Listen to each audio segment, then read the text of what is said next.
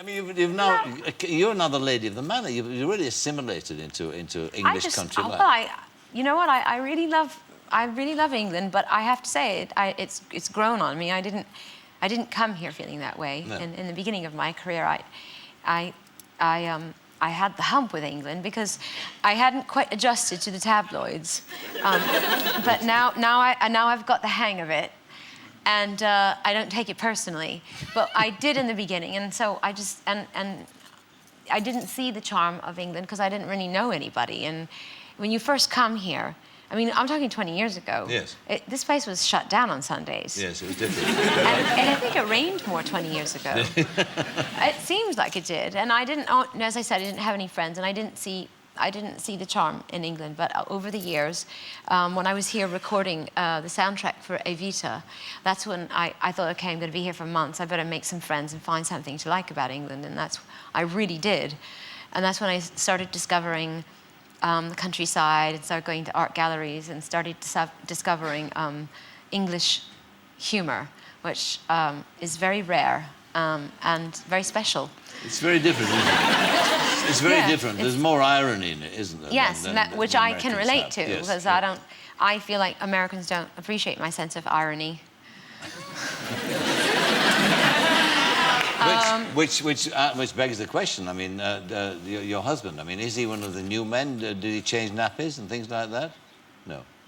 He sounds like my kind of guy, actually, more and more and more. None of that new man stuff. No, he's not. He changed a few nappies, to his credit, but I mean, I had to threaten to leave him a few times. And no, just kidding. He's a man's man. Yes. Yeah, and he is fond of saying things like, "That's not a man's job." But have you ever changed nappies? Never. Never? No. Nope. Well, not my job to change nappies. Well, whose job is it? It's my job to earn the money to pay someone to change the nappies. No, I didn't say that. I didn't say that. I wanted to see the shock on your face when I said that, that's all. Now, let's talk a bit more about this relationship with your husband. It's a very good one. What about you? Recently, there was some stuff in the papers where you were talking about your children, and you were talking about how you cared for them and the kind of rules of the house. Yeah.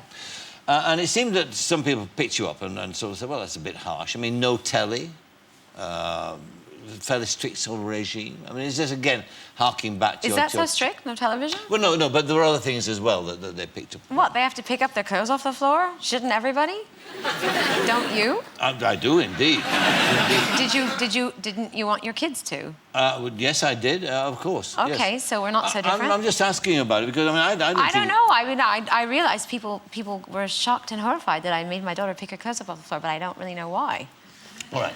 Now, on the other thing in your documentary, which is interesting, is this business about the Kabbalah, which, again, you've taken, some criticism for that. I don't quite see why, because if somebody believes in something, it works for them.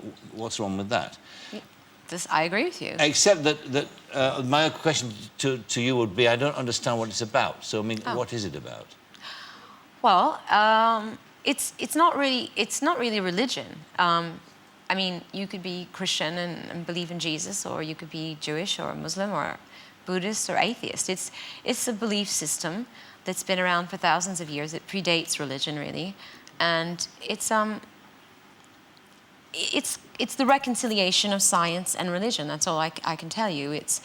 But in any sort of belief system, isn't that really a religion in a sense? No, because for me, religion is synonymous with not asking questions. And what I call religious thinking is robotic thinking. It's, we do things because this is what our ancestors did, this is what my father did, my grandfather. And as I was raised a Catholic, and I had questions like, why did God create the world? And why is there so much sadness? And why is there war? And why do good things happen to bad people and bad things happen to good people? My father could never answer those questions, and my religion never answered those questions. And when I started studying Kabbalah for the first time, I felt like those questions were being answered. Right.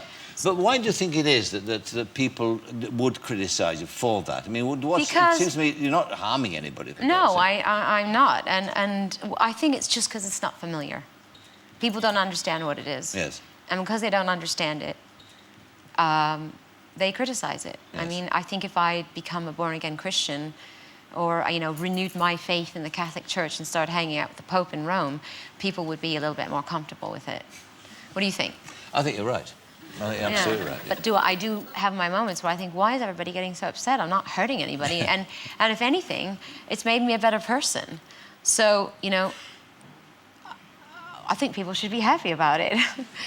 I used to be incredibly self-obsessed, and I started studying when right around the time I was pregnant with my daughter, and I think it's helped me come to terms with the idea of that there is a bigger world out there, that I am not the center of the universe. And when you are hugely famous and everyone's, sort of giving you everything you want and taking your pictures and wanting you to come to their parties, you need something. You need people. You need some kind of reminder that that this is not real. Sure. Something else is. Yeah, I understand that. So. Now, the other question is you watch this documentary, you watch you dance and perform 80,000 people, and the relationship you have with your dancers and your musicians and that sort of, the amount of energy you put into it. And you're 47 years of age. There's a young dancer comes off and he says to Cam, he's 20. He said, man, he said, I'm pooped, he said, and she sings as well. He said, and she's twice my age. And it's, I mean, it begs the question, of course, I mean, how much longer can you go on doing that? Can I do it? I don't know. How much longer can you do what you're doing? Oh, but you see, I don't know. It's different. No, I mean, yours... Don't limit me. I mean, I'm not limiting you, but going back to that thing where we started about the physicality of dance. I don't know. I don't think about how much longer. I just keep looking forward and onwards and upwards. That's always been my motto. And I feel better now than I have in my entire life, to tell you the truth. Since I've mended from falling off my horse, I have to say, I have so much energy, and I think 6 months of just being able to lay around and walk around and being in complete agony made me really appreciate my body, my health, my strength, and I feel like I got shot out of a cannon. So. And what about the future? I mean, what about other things apart from that, from touring the world and with your show? I mean, what about movies? You've been very quiet in your movie career for a while. Yeah. Well, I think that singing and songwriting and producing and putting shows together is much more compatible with my personality, because I like being the visionary, and you don't get to be a visionary when you're an actress. You like being in charge, don't you? Yeah. I do. There's another word for a visionary, being in charge. I don't know that at all. Well, listen, whatever you do, I mean, all the best. The documentary is fascinating. That's having an airing, I think, in about a month's time, isn't it, on Channel 4? Yeah, December 1st or 2nd, I think. Okay, yeah. And it's well worth a look.